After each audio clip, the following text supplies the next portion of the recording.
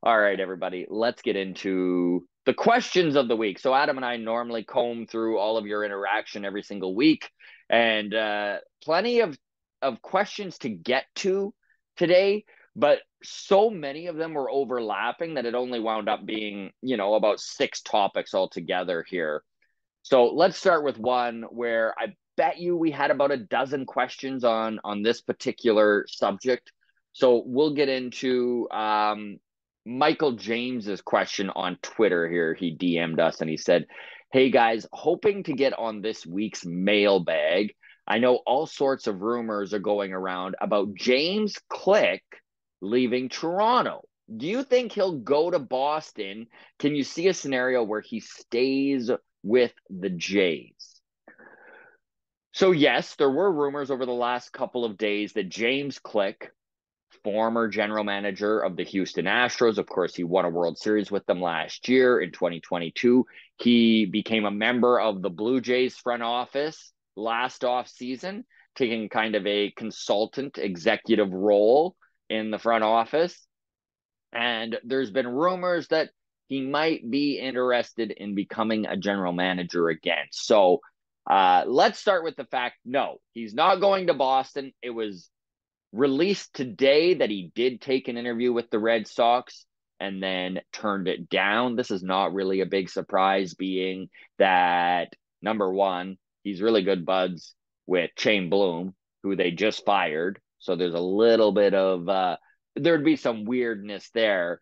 But also this is a statement from James Click when he first signed with the Blue Jays. So it says, "One of the things that is important is stability to me. I have two kids that are in elementary school, and providing stability for them is, if not my primary focus, one of the primary focuses that I have. It's something that was really important to me when I was making this decision of joining Toronto over last offseason. And this is a role and an organization that I could very easily see being here for a very long time. That is my focus." So a few reasons why I think the Red Sox are having a little bit of trouble finding someone to take this general manager position. Of course, the owner, John Henry, very close with Alex Cora, and has seemed to kind of take Cora's side on certain philosophical ways of running the organization. The other problem with the Red Sox front office is job security and stability, which James Click literally just talked about it being one of his primary focuses on deciding which organization he goes to. So the Red Sox, they have a tendency to fire their general manager after about 4 years, even when they win the World Series. We've seen that happen. Ben Cherington was a prime example of that. He, of course, was also a member of the Blue Jays front office. And Alex Cora is another big reason. A lot of the old guard within within the Red Sox front office as well. We've watched Sam Fuld get an interview and turn it down. The assistant general manager of the Red Sox, I forget her name now. I should have freaking written it down before we got into this. But anyways, she also turned it down. So who is going to be the next general manager of the Red Sox? I don't know, but it's not going to be James Click. Some of the things that James Click has done very well when he was with Houston, this is kind of a list of his top moves in 2022. He signed Yordan Alvarez to a 6-year deal, $115 million extension. And wow, is that deal ever looking like a gem currently? Yordan Alvarez has been the engine to that offense in Houston, and it feels like he's going to be that for years and years to come. Click also signed Justin Verlander to a 1-year, $25 million deal. That was in 2022 before they won the World Series. He traded Miles Straw to Cleveland for Phil Maton and Yanye Diaz. Diaz, of course, platoon at the catching position with Maldonado.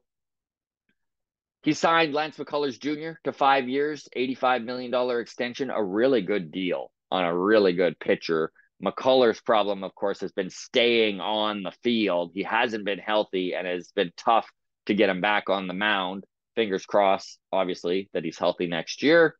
Signed Neris to a 2-year deal, $17 million contract. Nice little move.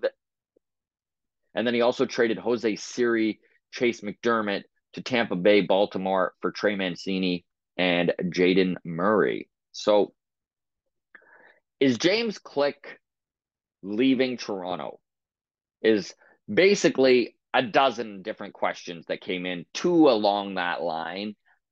I don't think he is. I think he's happy in Toronto right now. I think there is opportunity for him to move up if he's just patient. Ross Atkins' rope is out. I think he probably should have been fired already, but they're giving him one more year. It's the position the Jays are in. But 2024 is going to be make or break for the man.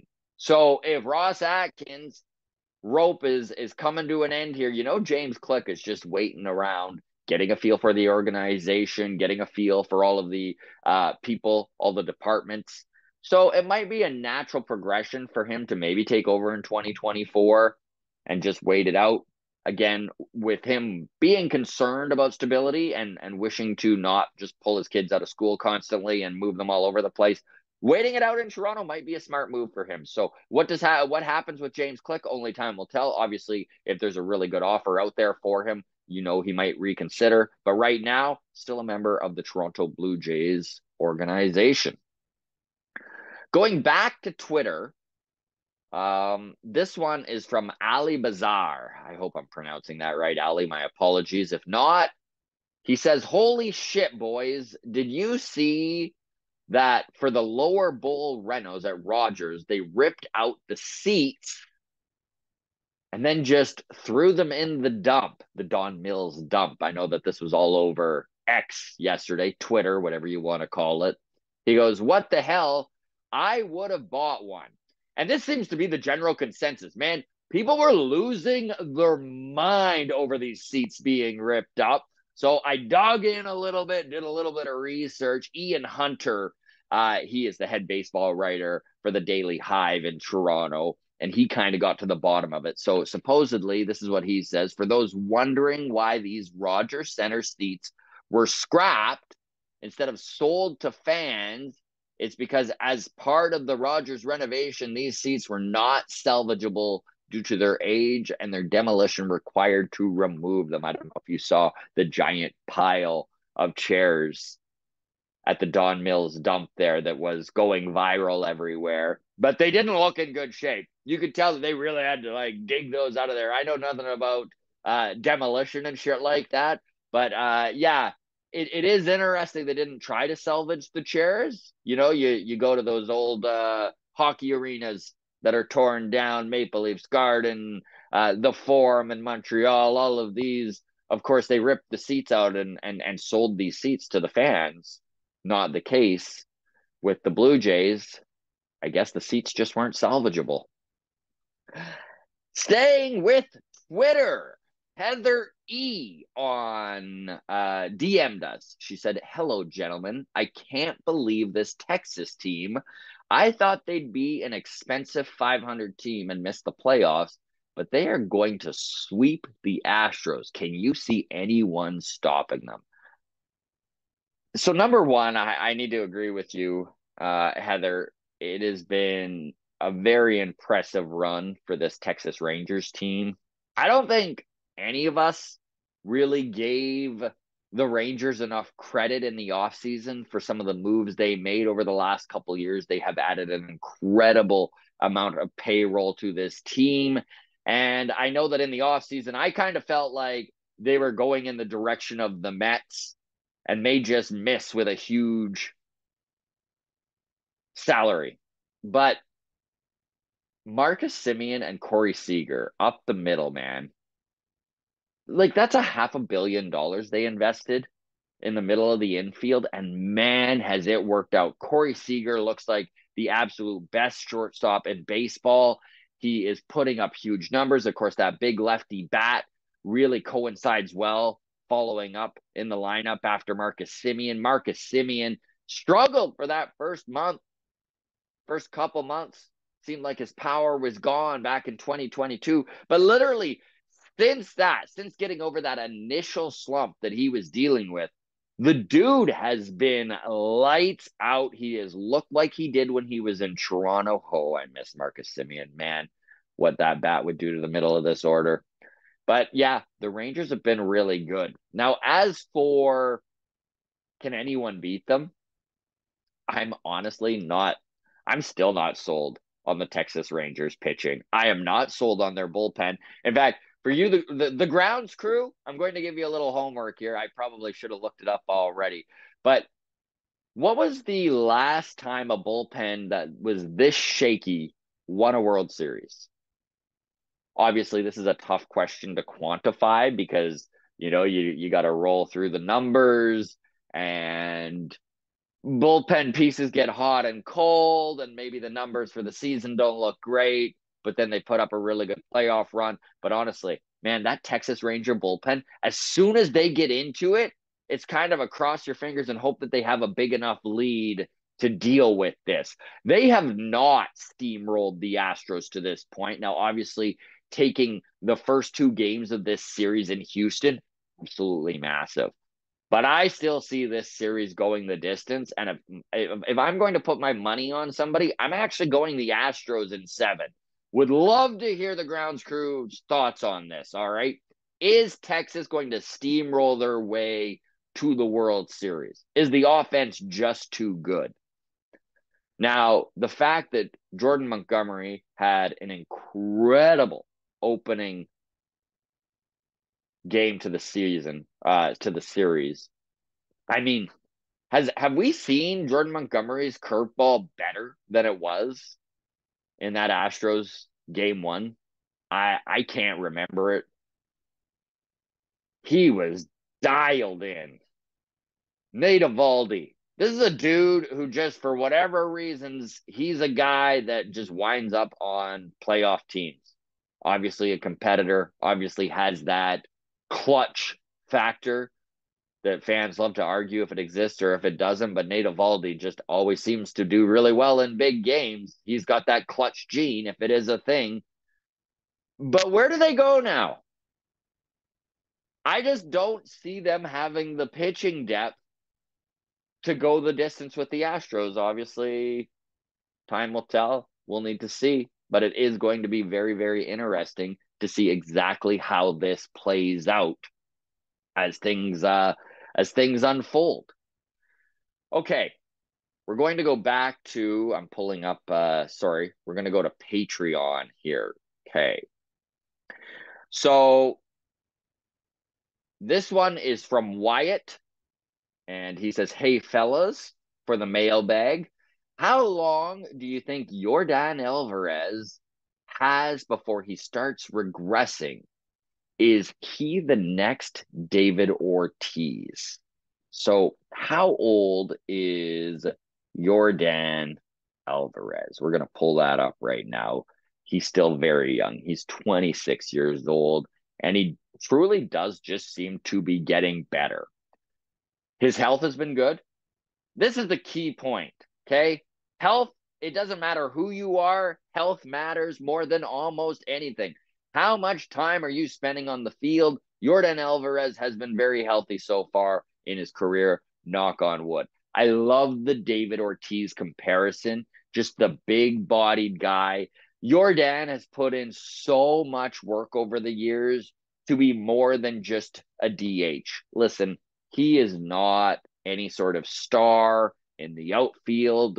He's not defensively a black hole anymore, though, which I think is what he was really trying to do, right? Is just be able to be put in left field and not be a complete not be Kyle Schwarber. And I think he has managed to do that. He still obviously takes a lot of his at-bats at DH, one of the best designated hitters in the game, but he does have a little bit more versatility than, let's say, David Ortiz. As he progressed in his age, we'll need to see where Yordan gets. But the fact that his bat is so supreme, who knows? Maybe he does have 10, 12 more dominant years in him, which is a definitely scary proposition. Yordan Alvarez, one of the premier power hitters in all of baseball. And you know what? A reason why I am not counting these Houston Astros out of this Texas series yet. Yeah, the Rangers are up 2-0. More than any playoffs recently, this feels like 90s baseball. You guys remember 90s baseball where like a team would go up 2-0 and it would still go 7 games? I feel like that is still very much in play here in this Texas series. Now, we had another question about this is just I should have got the name down. This was an unplanned question that I'm bringing into the mailbag here. But I know there were a couple people talking about Mike Trout versus Bryce Harper.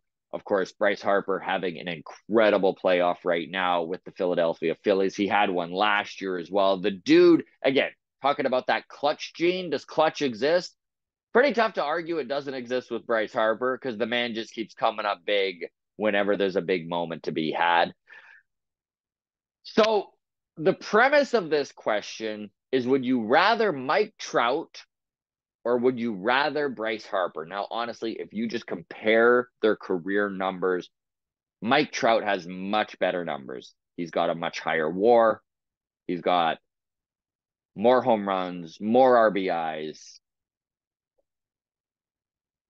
But there's the constant question of playoffs.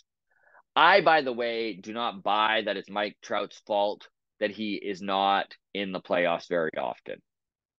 That is on the back of Artie Moreno and the front office of the Los Angeles Angels, if you ask me. Now, there are other opinions out there, pardon me, that say, yeah, it is a little bit on Trout. Would Bryce Harper on the Angels be in the playoffs? I just don't buy it. I don't buy it. But I don't think you need to compare the two. I understand they both came into the league around the same time and that this is a comparison that's a decade old. Bryce Harper, of course, dropping out of high school, one of the most hyped dudes to ever make a debut in baseball was Bryce Harper. And it's hard to argue that he hasn't lived up to it. Would I prefer Bryce Harper on my team over Mike Trout? I don't know. That's a roll of the dice. But I definitely would prefer Bryce Harper in a big moment. He just seems to be in a big moment a lot more. And my goodness, does he ever come up huge when he is?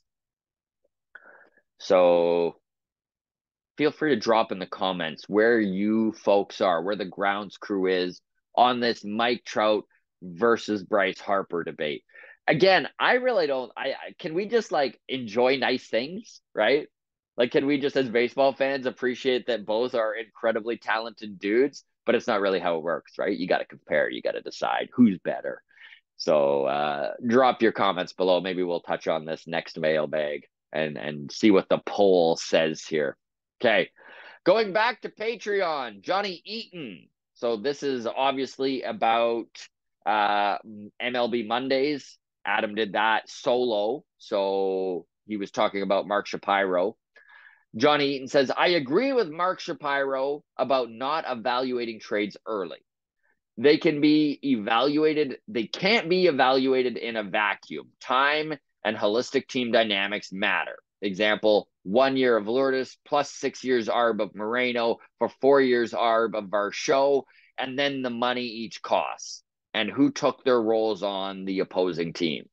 Varsho clearly replaced Lourdes, but who replaced Moreno? Kevin Kiermaier? It's too complicated. People are just salty because the D-backs are in the playoffs and our two former players are performing well.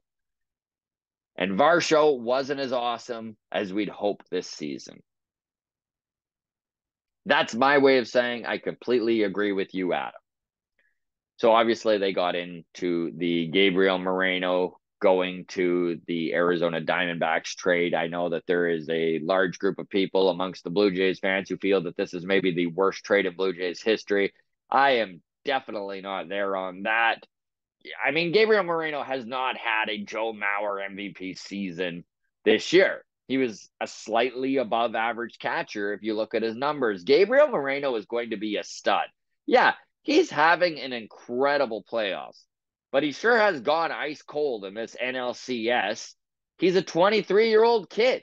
Is there a lot of development still to go in his game? Yeah, of course. His defense is only going to improve. His framing is only going to improve. His game calling skills are only going to improve. We all know that it takes experience at the catcher position to be good at all that stuff. Moreno has a long way to go still. And I think that that is the crux of what Mark Shapiro was saying, whether you like it or not, right? It's just when the choice was made, the Blue Jays decided out of the three catchers that they had to choose from in Kirk, Moreno, and Jansen. And yes, hindsight's 2020, but it just seemed smart at the time to go with the experienced guys. And we saw Arizona be able to give Moreno leeway that the Blue Jays just wouldn't have had playing time for unless they had moved one of their other catchers. And maybe that would have been the way to go. Hindsight, of course, being 2020. I do think Varsho has a lot more in the tank. I think we're going to see him settle in now that it's going to be his sophomore season with the Blue Jays. Lourdes being gone makes the trade feel a little more reasonable. I know that when we had Mark Shapiro on the show, that was one thing he brought up, was that the Diamondbacks wouldn't have done the trade without Lourdes. And I know a lot of you are like, well, maybe you shouldn't have done the trade. That's absolutely debatable. Again, Varsho being moved to center, I think, is going to really increase his value. Not sure if that's going to be the direction the Jays go. I hope it is. I hope that they move Varsho to center. I hope that they go out and they get somebody who has a little bit more power to play left field, somebody who's going to bolster the lineup offensively. Maybe an actual cleanup hitter would be nice. Hey, an actual guy for the 4-hole would be kind of a middle of the order bat, I think, is what needs to be the focus when it comes to replacing Kevin Kiermaier, and just move Varsho over. Varsho's WAR is going to be so much higher in center field with the kind of defense that he plays. I know if they can go out and get a bat that has some power, we're seeing how much home runs affect games in the playoffs. It's not all defense and pitching, although pitching and defense is huge. Let's not downplay that in the playoffs, but you do need some power. So if the Blue Jays can go out and get a big thumper like Jorge Soler to play left field, play some right field, have Georgie switching back and forth between the corner outfields and Varsho roaming center, I think that's going to be much better for the Blue Jays come 2024 than, even though I loved Kiermaier, by the way. I would love to have Kev back. I just don't think that he is into a bench type role. And his bat's just not good enough. Even though he had a really good offensive season career-wise for himself, I just think the Jays need somebody with a little bit more thump there. We'll see what happens. Thank you, Johnny.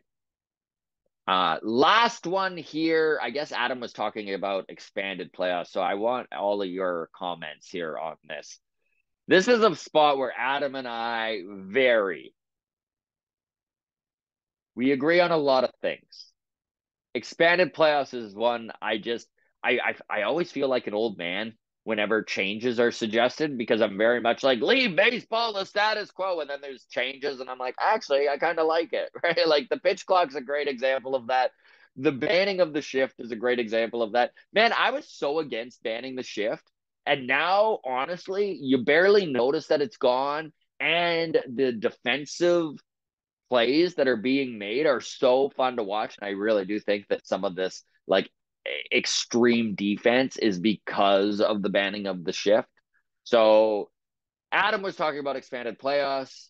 The comment here, amen, Adam. Expanded playoffs, 16 teams, 7 games, shorten the regular season to 145 games, 5 games against each team. It's a license to print money. You're literally expressing what I've been saying for years now with this. I love it. This is amazing. I literally created a balanced schedule, with the first games being in the south of the states. LOL, great minds think alike. Disagree with all of that. I hate the idea of 16 teams in the playoffs.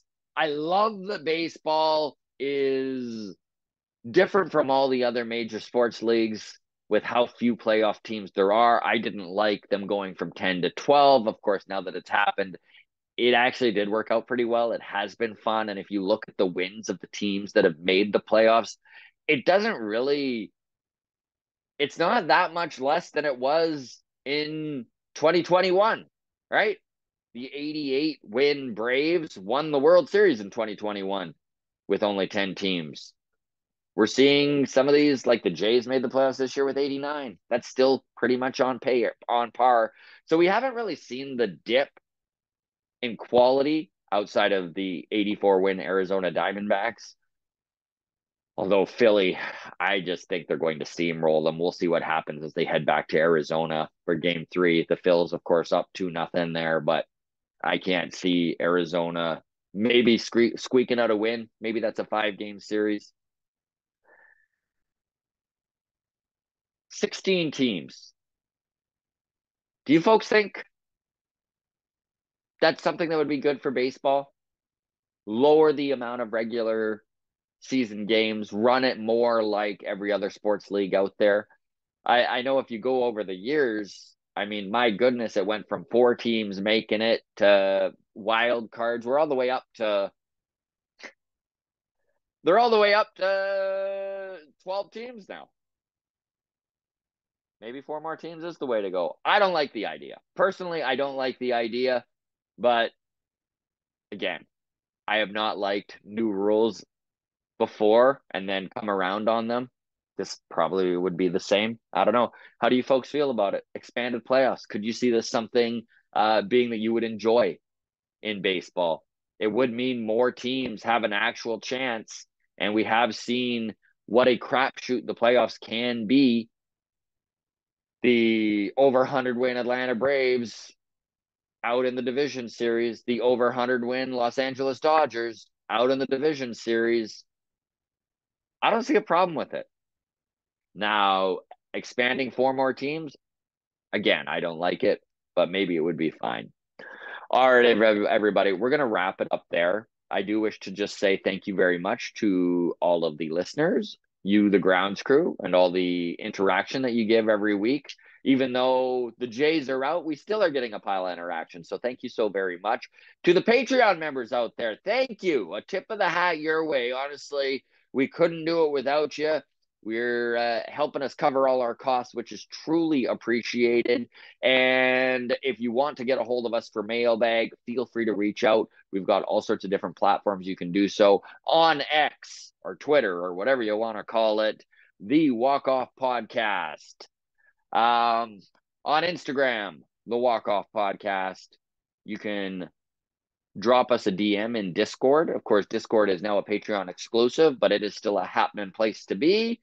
Or you can just message us on Patreon and you get that Patreon bump. If you're a Patreon member, automatically, all you got to do is just be like, hey, I want this question in the mailbag. And away you go. All right, folks, we will see you Friday. Take care of yourselves. All the best, everybody. Cheers.